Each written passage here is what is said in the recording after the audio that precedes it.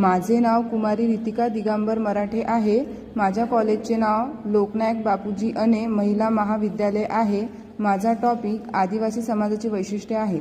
इंग्रजीमधील tribe या शब्दाचा अर्थ म्हणजे जमात होतो।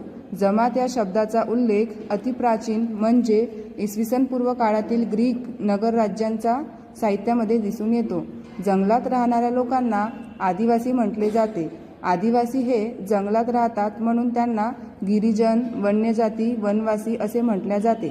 आदिवासी जमातीचे अध्ययन प्राचीन काळापासून केले जात आहे। खऱ्या अर्थाने आदिवासी समाजाच्या अध्ययनाची सुरुवात ही इंग्रजांच्या काळी झाली आहे। भारतात आदिवासी समाजाचे पद्धतशीरपणे अध्ययन सामाजिक मानवशास्त्राच्या विकासानंतर झाला। आदिवासी समाजाची वैशिष्ट्ये पुढील प्रमाणे स्पष्ट करता येईल।